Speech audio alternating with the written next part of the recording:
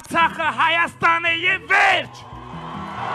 Ով եւ ինչպես հրահրեց 44-օրյա պատերազմը։ Այս բանավեճը կրկին առաջին պլան մղվեց նախորդ հանգստյան օրերին, երբ հրապարակվեցին Ադրբեջանի արտգործնախարար Ջեյհուն Բայրամովի եւ Հայաստանի նախկին նախագահներ Սերժ Սարգսյանի եւ Ռոբերտ Քոչարյանի հարցազրույցները։ Առաջին հերթին դա բանակցային գործընթացի ձախողումն էր։ Եվ այդ ձախողումը եղավ Հայաստանի նախաձեռնությամբ։ Առաջին իհարկե բանակցային գործընթացից խուսափելն էր եւ ընդհանրապես հրաժարվելը։ Բայց եթե Ռոբերտ Քոչարյանի եւ Սերժ Սարգսյանի հարցազրույցներում հիմնականում քաղաքական գնահատականներ էին հնչում, հիմնված նախկին նախագահների վերլուծությունների վրա, Ջեյհուն Բայրամովի խոսքում կոնկրետ մանրամասներ կային։ Baxma yaraq ki, biz görüşə razılıq verməmişdik və bu görüş baş tutmadı. Ադրբեջանի արտգործնախարարը երկրի հանրային հեռուստատեսությանը տված հարցազրույցում շատ հանգամանորեն պատմում էր, թե ինչպես էր զարգանում բանակցային գործընթացը Փաշինյանի իշխանության գալուց հետո, սկսած այն պահից, երբ Հայաստանի վարչապետը 2018-ի սեպտեմբերին Դուշանբեում խնդրեց Իլհամ Ալիևին դադարեցնել շփման գծի երկայնքով ծավալված դիպուկահարների պատերազմը։ Cənab prezidentin qeyri-formal Եվ հենց Դուշանբեում նախագահ Ալիևը հանձնարարեց իր պաշտպանության նախարարությանը բոլոր ուղղություններով կատարյալ լռություն, կայունություն պահպանել եւ նույնիսկ եթե հայկական կողմը հրադադարը խախտի, միանգամից չպատասխանել։ verdiyi məlumatların şahidi olmuşam.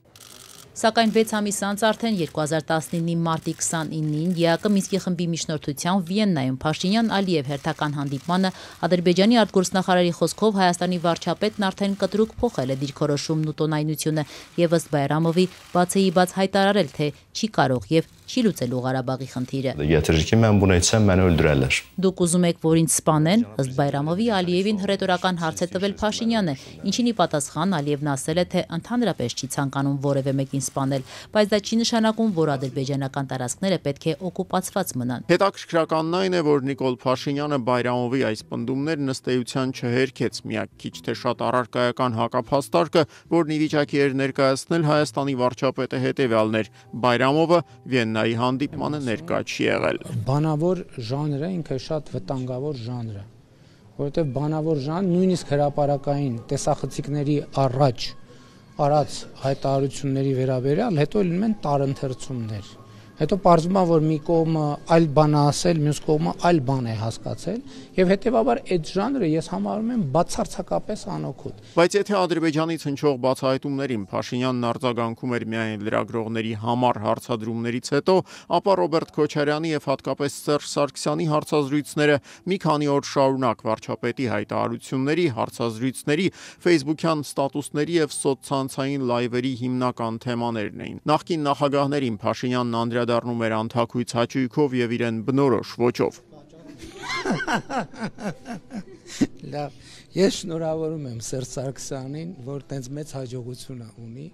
Չնայած նման հակադարձումներին ակնհայտ էր երրորդ նախագահը քաղաքական շաբաթվա գլխավոր հերոսն է Սերժ Սարգսյանի 7 ժամանոց հարցազրույցը, որ մեկնարկեց նոյեմբերի 7-ի ուշ երեկոյան եւ ավարտվեց հաջորդ օրը վաղ առավոտյան, ուղիղ եթերում հազարավոր օգտատերեր էին դիտում եւ կարծես թե նրանցից ոչ բոլորն էին երրորդ նախագահի կողմնակիցներ։ Դրա համար հարկավոր էր մի բան։ Երրորդ նախագահ Սերժ Սարգսյանի 7 ժամանոց գիշերային հարցազրույցին վարչապետ Նիկոլ Փաշինյանն արձագանքեց վաղորդյան 10 ստատուսով։ Իմնեմնի մի փոդքասթը սկսվել էր գիշերը ժամը 10-ին եւ ավարտվել վաղ առավոտյան ժամը 5-ին։ Փաշինյանի առաջին ստատուսը հարցազրույցի ավարտից 1 ժամ անց էր, առավոտյան 6:21-ին։ Նիկոլ Փաշինյանը սակայն շտապեց հերքել, թե ինքը Սերժ Սարգսյանի հարցազրույցը դիտելու համար չի քնել մի ողջ գիշեր։ Սերժ Սարգսյանի կողմնակիցներն ասում են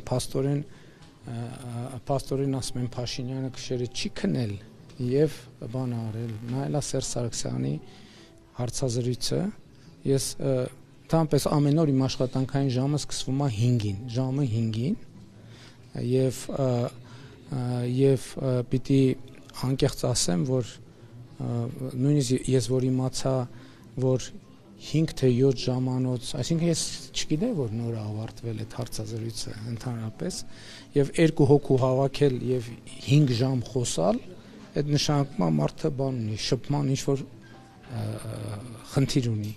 Նիկոլ Փաշինյանի հիշատակած այդ երկու հոգուն Նարեկ Սամսոնյանին եւ Վազգեն Սաղաթելյանին ԱԱԾ դիմակավորված աշխատակիցները հավաքեցին Սերժ Սարգսյանի հետ նրանց հարցազրույցից 6 օր անց։ Իմաստը sense տանելու որ հոդվածով են անում։ Խորհրդանության երկրորդ։ Խորհրդանության երկրորդ։ Լրտեսների, ահաբեկիչների եւ պետական հանցագործների դեմ պայքարի նպատակով ստեղծված ազգային անվտանգության ծառայությունը երկու փոդքասթերների ձերբակալության օպերացիան իրականացրեց խորհրդարանի խոսնակ Ալեն Սիմոնյանի դիմումի հիման վրա։ Ընդամենը 2 տարի առաջ իրեն դավաճան անվանած մարդու երեսին փողոցում թքած եւ այդպես էլ պատասխանատվության չենթարկված Սիմոնյանը քննչական կոմիտե ուղարկած իր բողոք դիմումում փոդքասթի հեղինակներին պահանջել էր պատժել հետեւյալ խոսքերի համար։ Նշել եմ, որ Նիկոլ Փաշինյանը եւ Ալեն Սիմոնյանը սուտասան տղերք են, որտեւ ինձ վերագրում են ինչ-որ ֆինանսավորում, որի հետ որևէ կապ չունի։ Նկատեմ ի դեպ, որ Վազգեն Սաղաթելյանի արտաբերած այս հայհոյանքը, որը կարելի է թարգմանել որպես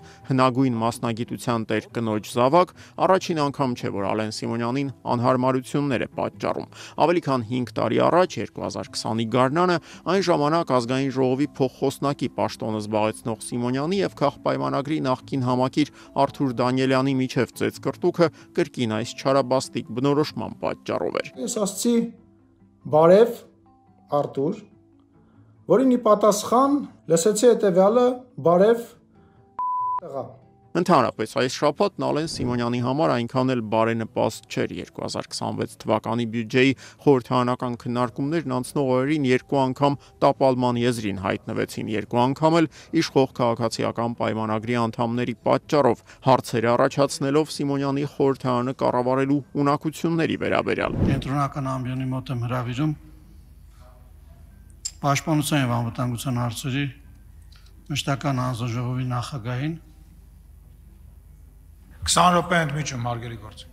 44-օրյա պատերազմի մասին զեկույցի հեղինակ Անդրանիկ Քոչարյանն ուշացավ իր իսկ ելույթից, որը պատրաստվում էր լսել անձամբ Նիկոլ Փաշինյանը, չնայած դահլիճ շտապած Քոչարյանի ներողության խոսքերին, կառավարության ղեկավարը դահլիճում չմնաց եւ իր թիմակցի հրապարակային կներեքը արդեն չէր լսում։ Պատճառով տեղի ունեցավ այս խոչընդոտը։ Ասեմ, որ ենթադրում եմ, որ իմ պատճառով եղել, որի համար ներողություն եմ խնդրում թե կառավարությանը, թե մեր գործընկերներին, բայց միաժամանակ ուզում եմ նշեմ, որ մեր քարտուղարությունը արժի, որ ավելի ուշադիր լինի, երբ որ ելույթ ունեցողից հետո անմիջապես ես պետք է ունենամ, գոնե դուրս գալուց ինձ պետք է զգուշացնեիք։ Հաջորդ օրը պատմությունը կրկնվեց ավելի մեծ ծավալով քաղաքպայմանագրի падգամավորների բացակայության պատճառով, թերևս առաջին անգամ Փաշինյանի ողջ վարչապետության ընթացքում կառավարության ղեկավարի մասնակցությամբ ընթացող նիստին հնարավոր չեղավ քվորում ապահովել։ Հերթագրում գրանցվել է 49 падգամավոր, քվորում այս պահին չունենք հարգելի գործընկերներ։ Փաշինյանն ակնհայտորեն նյարդայնացած էր, նա կշտամբանքի մի քանի խոսք ուղղեց Ալեն Սիմոնյանին, վերցրեց համակարգիչը, ուսապարկը եւ լքեց դահլիճը։ Հարգելի գործընկերներ, սիրելի ժողովուրդ, նախկին ԿՊԱ-ականներ Հովիկ Աղազարյանն ու Հակոբ Ասլանյանն ի դեպ այդ պահին նիստերի դահլիճում էին, սակայն չէին գրանցվել կամա թե ակամա անհարմար դրության մեջ դնելով իրենց նախկին առաջնորդին։ Նիկոլ Փաշինյանն իր քաղաքականության մասին մի քանի ոչ այնքան հաճելի խոսքեր ստիպված էր լսել նաև երբ Աղազարյանը մոտեցավ խորհրդարանի կենտրոնական ամբիոնին։ Վարչապետը վերջերս մի քանի օր առաջ հայտարարեց, որ սահմանների ճշգրտման համազատման գործընթացի արդյունքում հետ ենք բերելու Արցախաշենը եւ մեր այսպես կոչված հողերը, որոնք այսօր գտնվում են ադրբեջանցիների զինված ուժերի վերահսկողության տակ։ Եթե մի քիչ ուրիշ ձևով ձևակերպենք, ապա դա նշանակում է, որ մենք Ադրբեջանին տարվենք Տիգրանաշենը։ Հայաստան-Իրան միջպետական ճանապարհին գտնվող Տիգրանաշենի թեման ակտիվացավ անցած շաբաթավերջին, երբ Ադրբեջանի արտգործնախարարության խոսնակը հայտարարեց, թե Ղազախի շրջանի 3 անկլավների եւ Նախիջևանի մաս համարվող Քյարքի վերադարձի թեման մշտապես գտնվում է Բաքվի ուշադրության կենտրոնում։ Արցախաշենի մասին Փաշինյանը խոսեց հենց այս հայտարարության հաջորդ օրը, կասկածներ հարուցելով, որ ինչպես եւ անցած տարի Տավուշի այսպես կոչված հատվածական սահմանազատման դեպքում այժմ էլ ինչ ստվերային գործընթացներ են մեկնարկել արդեն սահմանի մյուս հատվածներում։ Երկիրը այսպես բսկտելու են, կտրտելու են, բան չի մնալու։ Ասենք այդ պատկերացնում եք գալիս են Տիգրանաշեն ադրբեջանցիք նստում են։ Զինված զրահով, բանով, ճանապարհի գլխին ճանապարհի վրա, որտեղ ուզեն, որեկան հասան, թե որտեղ ուզեն են նստելու։ Պատկերացնում երասխում ժողովրդի վիճակը։ Երևանը էլի հասնում է Երևան։ Երևանից ինչքան է հեռու։ Այս շաբաթ հայ հանրությունը մեկ անգամ ևս հիշեց սահմանի ռազմավարական կարևորության այն հատվածների մասին, որոնցում ադրբեջանցիներն արդեն իսկ նստած են 2021 թվականից։ Զինված ուժերի գլխավոր շտաբի պետի նախկին տեղակալ Արշակ Կարապետյանի նկատմամբ հերակա վարույթ իրականացնելու որոշում է կայացվել։ Քննչական կոմիտեն ավարտել է Կարապետյանի իշխանությունը չարաշահելու դեպքով նախաձեռնված քրեական վարույթի նախաքննությունը։ Հիմնավորվել է, որ 2021-ի մայիսի 12-ին հակառակորդը Սև լճի տարածքում մարտական դիրքերի միջդիրքային տարածությունից հատել է Հայաստանի պետական սահմանը մինչև 3.5 կիլոմետր խորությամբ, հայտնվելով թիկունքային հատվածում եւ զբաղեցրել նպաստավոր բարձունքներ։ Մայիսի 14-ից 16-ի ժամանակահատվածում գլխավոր շտաբի պետի առաջին տեղակալը մարտական դիրքերը թողնելու բանավոր անհիմն հրաման է տվել, որն անզգուշությամբ առաջացրել է նյութական ծանր հետևանքներ։ Ներկայացնելով քննչական կոմիտեի այս հաղորդագրությունը Հայաստանի հանրային հեռուստատեսությունը գերադասեց չհիշել, որ 2021 թվականի մայիսյան դեպքերից ընդամենը մի քանի ամիս անց Արշակ Կարապետյանը վարչապետ Փաշինյանի թեթև ձեռքով պաշտոնի բարձրացում ստացավ, նշանակվելով պաշտպանության նախարար։ Ողջույն ձեզ։ Թե հմեկում եւ թե քննչական կոմիտեում նաեւ մոռացան Փաշինյանի 2021-ի մայիսին հնչեցրած այս մի հայտարարության մասին, որից կարելի էր ենթադրել, որ Հայաստանին պատկանող տարածքները առանց դիմադրության հանձնելը ոչ թե որևէ զինվորականի կողմից պաշտոնական դիրքի չարաշահում էր, այլ Երևանի կողմից որդեգրված հստակ քաղաքականություն։ Հիմա եկեք հասկանանք, մենք ասենք, որ հա, այդ նայենք ուսումնասիրենք, եթե իրոք այդպես է, ասենք հա, թե ասենք չէ, մենք սև ջրի այդ 30%-ի համար պատերազմ ենք սկսել։ Է չի նմտենց ուղղակի։ Ոչ, մենք չենք գնալու իրավիճակի սրման։ Այսօր այս հայտարարությունից ավելի քան 4 տարի անց Սև լիճն, ինչպես նաև Ադրբեջանի հետ սահմանին գտնվող գրեթե բոլոր ռազմավարական բարձունքները ադրբեջանական ուժերի ձեռքում են։ Դա սակայն Փաշինյանին ու նրա թիմակիցներին չի խանգարում պնդել, որ խաղաղությունն արդեն իսկ հաստատված է։ Այդ խաղաղության խորհրդանիշներից մեկը քիչ էր մնում դառնար Ադրբեջանով եւ Վրաստանով Հայաստան հասած ղազախական ծորենը։ Քիչ առաջ հատելով հայ-վրացական սահմանը Հայաստան տեղափոխվեց ղազախական ծորենի առաջին խմբականակը։ Пусть казахстанское зерно станет символом дружбы и плодотворного сотрудничества на благо наших стран и народов. Ոչ տարածքային կառավարման նախարար Դավիթ Խուդացյանը, ոչ էլ Հայաստանում Ղազախստանի դեսպան Բոլատ Իմանբայևը, սակայն չասացին, որ ներկրված 1000 տոննա ցորենը 4-րդ կարգի է եւ օգտագործվում է հիմնականում անասնակեր արտադրելու համար։ Ինչ-որ մեկը կարգա ներկայացել մինչև այդ լուր, որտեղ է գրած։ Իհարկե չի ներկայացված։ Ասել են ցորեն է գալի։ Բայց չեն ասել, որ անասնակեր է։ Ժողովուրդ, բայց իսկ ասել են, որ ուրիշ ցորեն։ Բարձր որակի չի նշվել։ Բայց ի պետք է նշվել։ Կարելի է միայն ենթադրել, որ Ադրբեջանով Հայաստան հասած ղազախական ցորենի ոչ այնքան բարձրակարգ լինելու մասին իշխանությունները չէին խոսում խաղաղության եւ ապաշրջափակման PR-ը չփչացնելու համար։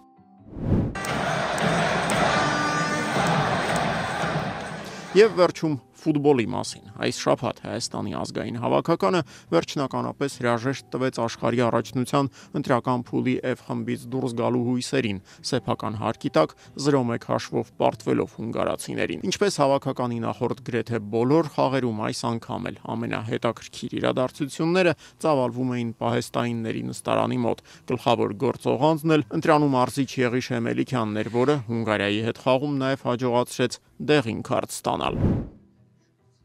Մարցավադը ջղայնացավ դեղին քարտից։